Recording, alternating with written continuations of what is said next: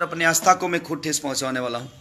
ऐसा नहीं है कि जब भी चुनावी मुद्दा आता है तब राम मंदिर के और बाबरी मस्जिद के मुद्दे आते हैं, तो वहाँ पे दोनों चीज़ें बने तो कानून फैसला करेगा मैं कौन होता हूँ, और मेरा कोई अधिकार नहीं बनता कि मैं इस चीज़ पे डिसीजन लूँ कि हाँ ये नहीं होना चाहिए। आरक्षण का मैंने बात की, उन्होंने बोला कि आरक्षण का क्या मुद्दा है, मैंने साफ साफ बोला खाने का नहीं है आरक्षण, उसको मिलना चाहिए। बनेगा, हिंदू के भी बच्चे पढ़ेंगे, मुसलमान के भी बच्चे पढ़ेंगे।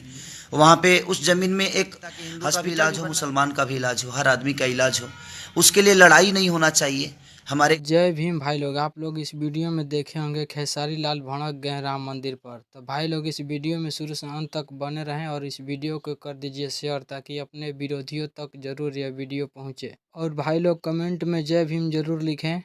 तो भाई लोग इस वीडियो में देखे होंगे खेसारी लाल राम मंदिर को लेकर भड़क गए हैं पूरा ज़बरदस्त। इसी तरह से लेटेस्ट न्यूज़ सुनने के लिए हमारे चैनल को सब्सक्राइब करिए। तब तक के लिए जय भीम, जय भारत, नमो बुद्धाय।